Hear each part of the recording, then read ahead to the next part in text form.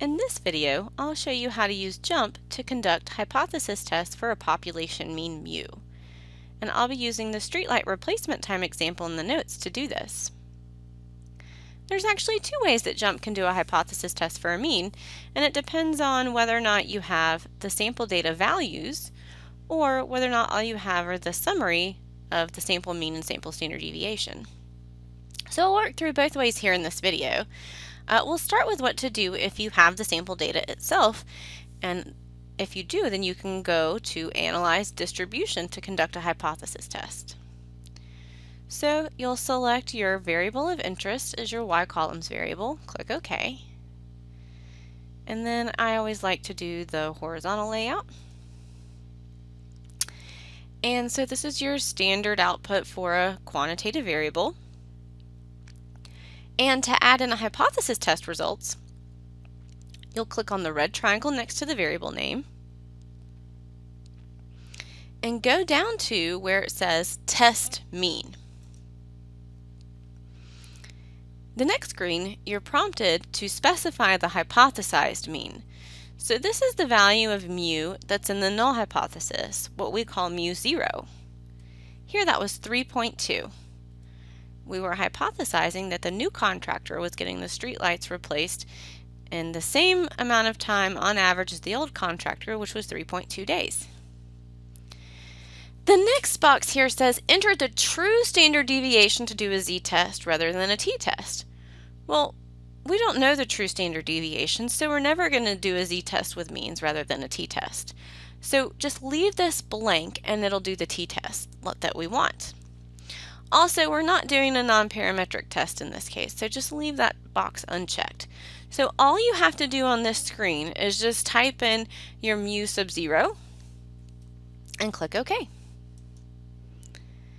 And then you can see it adds in this test mean output where it confirms the hypothesized mean is 3.2. Here our actual estimate is our sample mean of 4.43 repeating. It tells us that we have 11 degrees of freedom. And here's our sample standard deviation. And the test statistic is what we got when we calculated by hand, which is 1.989. And the tricky part is that if you remember, we didn't specify an alternative hypothesis. So instead, it's going to give us all three p-values, and we have to choose which one corresponds to our hypothesis. And so remember, in this case, we were interested in the determining whether or not it was taking the new contractor longer. So we were doing the upper tail test, which is going to be specified with a greater than t here. And so our actual p-value is going to be 0.0361, which if you notice, that agrees with what we did when we approximated the p-value from the t-table. So the t-table just told us that the p-value is somewhere between 0.025 and 0.05, and JUMP is telling us that the p-value is exactly 0.0361. And the p-value that's given next to this absolute value of t, you'll notice that's twice the upper tail probability. So this is what you would use if you were doing a two-tail test. And then here, this would be your p-value if you were doing a left-tailed test. Okay, now let's see how if we just had the summary values and we wanted to do a hypothesis test.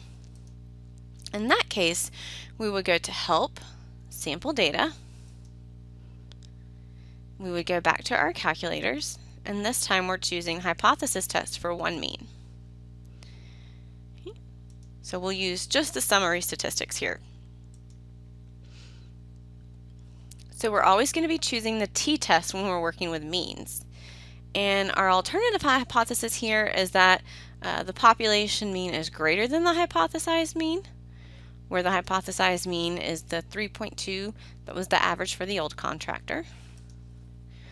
Our sample average will round to 4.3333.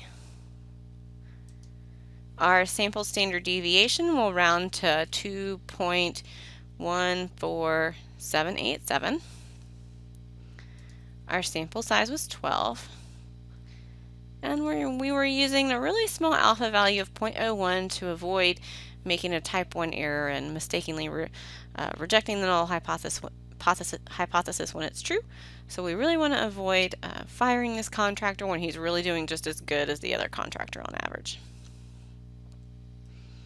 So we reveal our decision, and we see this agrees with our other output. We have a test statistic value of 1.989. Remember, this t-critical value we ignore. The next thing we're interested in is the observed significance level. Our p-value here is 0.0361. And as we see, the decision agrees with what we got when we did it by hand, which is to fail to reject the null. So if you have the actual data, it's better to do the test through analyzed distribution, because then you're not going to have this round off error that you would get if you went and used the calculators and then rounded your sample average and your sample standard deviation to calculate the results. So really only use that if you don't have the data at hand and you're just given the summary values. So this is how you can use JUMP to do a hypothesis test for one mean.